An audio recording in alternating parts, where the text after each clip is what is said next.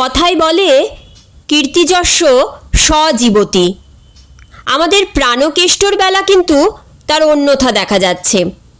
কীর্তি করে সে মারা যাবার দাখিল, মারা না গেলেও প্রায় আধমরা হয়ে রয়েছে। ফাঁসি ঠিক না হলেও নিজেকে ফাঁসিয়েছে সে ঠিকই, কেননা যে পথ দিয়ে লোকে ফাঁসি যায় এবং তার চেয়ে কাছাকাছি আরও যেসব তীর্থক্ষেত্র, জেল, হাজত ইত্যাদি বাস করে, সেই আদালতেই তাকে হাজির হতে হয়েছে। কেন যে তার এই ধৈর্যচ্যুতি হলো বলা যায় না। বাসে যেতে যেতে মোটা সোটা এক মেমকে হঠাৎ সে এক চড় মেরে বসেছে এবং তার ফলে আহত ব্যক্তিটি স্থূল বলে নয়, মেম বলেই হুলুস্থুলু পড়ে গেছে বেজায়। সবাই এসে বলছে, প্রাণকেষ্ট, এহেন কাজ তুমি কেন করলে? এ কাজ তোমার ঠিক উপযুক্ত হয়নি। প্রাণকেষ্টর কিন্তু কোনো জবাব নেই। তোমার মাথা খারাপ হয়ে গেছিল নাকি? নইলে হঠাৎ অমন খেপে উঠবার কারণ? জিজ্ঞেস করে একজন। প্রাণকেষ্ট চুপ করে থাকে। নাকি মেম তোমাকে মারতে এসেছিল বুঝি, তাই বাধ্য হয়ে আত্মরক্ষার খাতিরেই বোধ করি। আরেকজনের সংশয় প্রকাশ। এ নাকি কামড়াতেই এসেছিল তোমায়, কিন্তু মেমরা তো সচরাচর কাউকে কিছু বলে না। প্রাণকেষ্ট রাগ করে না কোনো। মাতৃবৎ পরদারেষু, এ কথা কি তোমার জানা ছিল না প্রাণকেষ্ট? তবে তবে হ্যাঁ, মেমকে তুমি মাতৃতুল্য মনে করতে যাবে কেন? তাও বটে, আমাদের কার বাবা আর কটা মেম বিয়ে করতে গেছে? কিন্তু কিন্তু পরদ্রব্যেষু লোষ্ট্রবৎ, এটা তো তুমি জানতে। একথা তুমি অবশ্যই মানবে যে মেম কিছু তোমার নিজের দ্রব্য নয়, নিজস্ব জিনিস না। পণ্ডিতমন্য এক ব্যক্তি শাস্ত্রের দ্বারা প্রাণকেষ্টকে ঘায়েল করার চেষ্টা পান। চাণক্য শ্লোক মেরে ওকে পেরে ফেলবার চেষ্টা করেন তিনি। পরের মেমের গায়ে হাত তোলা কি তোমার উচিত হয়েছে? তুমি বলো প্রাণকেষ্ট। প্রাণকেষ্ট কিছুই বলে না, ঘোঁত ঘোঁত করে কেবল, এবং ওই ঘোঁতকারের বেশি আর কিছুই তার কাছ থেকে বার করা যায় না। কেউ দুঃখ করে, কেউ বা সহানুভূতি জানায়, কারো বা চেষ্টা হয় প্রাণকেষ্টকে অভিনন্দন দান করার। সম্বর্ধনা দাতাদের প্রত্যাশা প্রাণকেষ্টর এই তো সবে হাতে খড়ি, মেম থেকেই শুরু সবে। আস্তে আস্তে এবার ও সাহেবের দিকে এগুবে এবং ক্রমশ ওর দৃষ্টান্ত অনুসরণ করে হাজার হাজার প্রাণকেষ্ট দেখা দিলে দেশোদ্ধারের আর দেরি কি? বেশিরভাগ লোকই অবশ্যই ছি ছি করে, কিন্তু প্রাণকেষ্টর কোনো হু হা নেই। যে কিনা জবাই হতে যাচ্ছে তার কি কারো জবাব দিতে ভালো লাগে? খবরের কাগজ থেকে ফটো নিতে এসেছিল। একটি সদ্যজাত সাপ্তাহিকের সম্পাদক বাণী চেয়ে পাঠিয়েছিলেন। ওই এলাকার হাতে লেখা ত্রৈমাসিকের নাছোড়বান্দা ছেলেরা তার জীবনী ছাপতে চেয়েছিল। পাড়ার একমাত্র মুখপত্রে, যার মুদ্রণ সংখ্যা মাত্র 1, কিন্তু প্রাণকেষ্ট তাদের সবাইকে ভাগিয়ে দিয়েছে। এমনকি আমি নিজে গিয়েও গায়ে পড়ে বড় গলা করে বলেছিলাম, পানু, তুমি অন্তত একটা বিবৃতি দাও। প্রাণকেষ্ট তাতেও কোনো উচ্চবাচ্য করেনি। সেই ঘটনার পর থেকে প্রাণকেষ্ট কেমন যেন মনমরা হয়ে গেছে। অবশেষে প্রাণকেষ্টর বিচারের দিন এলো। আদালত ভিড়ে ভিড়াক্কার। কাঠগড়ায় দাঁড়ালো প্রাণকেষ্ট। মুখে তার সকাতর হাসি।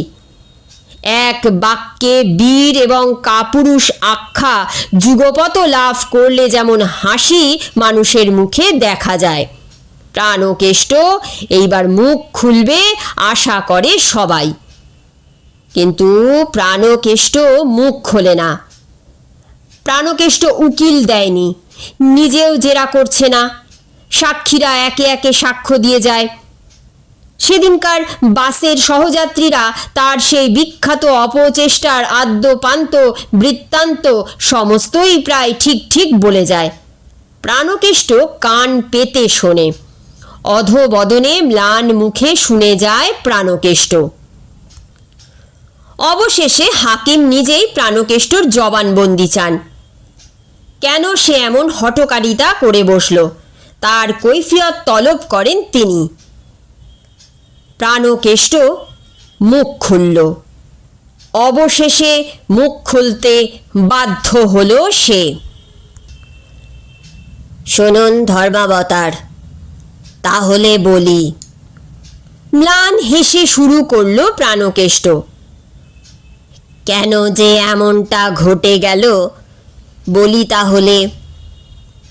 শ্বেতাঙ্গী মহিলাটি বাসে উঠলেন, উঠে বসলেন। তারপর উনি তাঁর ভ্যানিটি ব্যাগ খুললেন, খুলে মানি ব্যাগ বার করলেন। তারপর ভ্যানিটি ব্যাগ বন্ধ করলেন, মানি ব্যাগ খুললেন, খুলে একটা আনি বার করে মানি ব্যাগ বন্ধ করলেন। ভ্যানিটি ব্যাগ খুললেন, খুলে মানি ব্যাগ রাখলেন, রেখে ভ্যানিটি ব্যাগ বন্ধ করলেন। তারপর উনি তাকিয়ে দেখলেন যে কন্ডাক্টর বাসের দোতলায় উঠছে। তখন তিনি তার ভ্যানিটি ব্যাগ খুললেন, খুলে মানি ব্যাগ বার করলেন, করে ভ্যানিটি ব্যাগ বন্ধ করলেন। মানি ব্যাগ খুললেন, খুলে আনিটি রাখলেন তার ভেতর, রেখে মানি ব্যাগ বন্ধ করলেন, করে ভ্যানিটি ব্যাগ খুললেন, খুলে মানি ব্যাগ রাখলেন, রেখে ভ্যানিটি ব্যাগ বন্ধ করলেন। মানি ব্যাগ বন্ধ করলেন তাই বলো? হাকিম ঠিক অনুধাবন করতে পারেন না। প্রাণকেষ্টর কথার দৌড়ে পাল্লা দিতে কোথায় যেন তার আটকে যায়, কেমন যেন তার গোলমাল ঠেকে সব। মানি ব্যাগ বন্ধ করলেন? না হুজুর, মানি ব্যাগ খুলে তার মধ্যে ভ্যানিটি ব্যাগ রাখলেন। না, ভ্যানিটি ব্যাগ খুলে মানি ব্যাগ রাখলেন?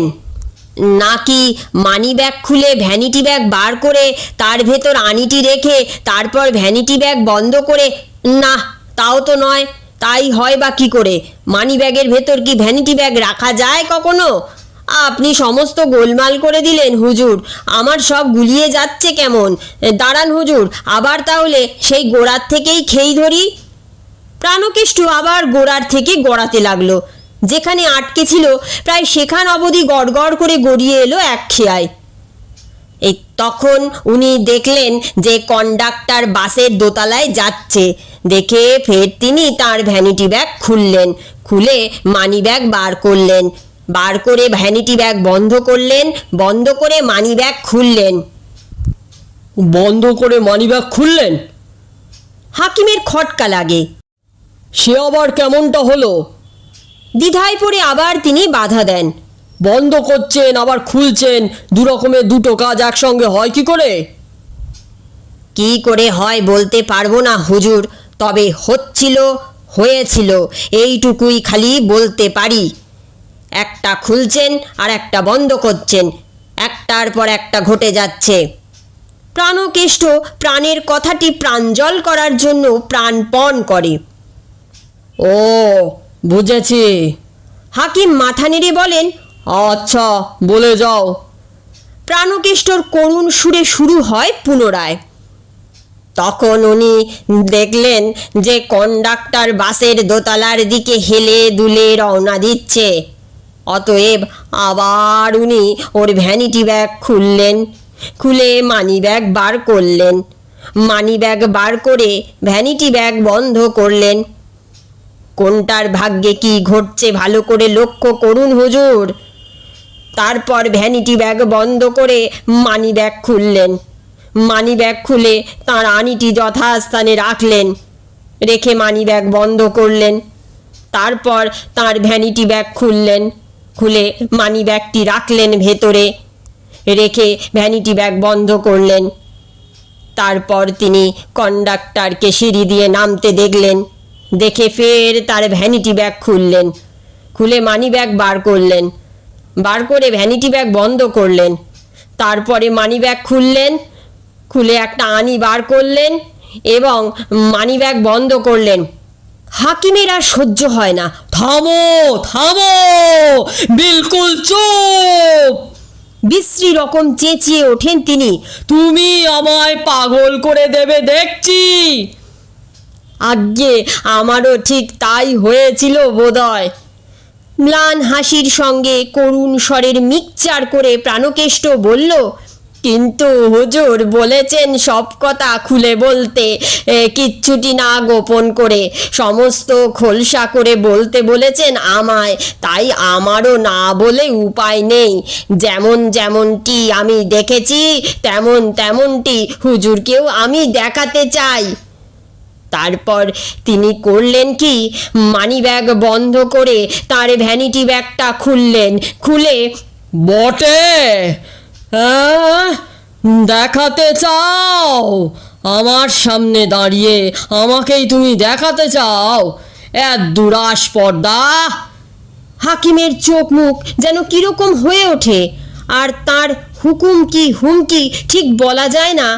আদালতের কড়িবর্গা কাঁপিয়ে তোলে। তবে এই দেখো। এই না বলে হাকিম আসন ছেড়ে উঠে কাঠগড়ার কাছে গিয়ে প্রাণকেষ্টর গালে কষিয়ে এক চড় বসিয়ে দেন।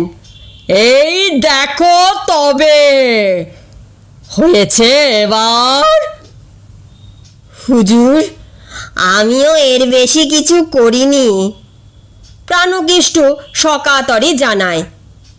এখন স্বচক্ষেই দেখলেন তো হুজুর, স্বহস্তেও দেখলেন বলা যায়।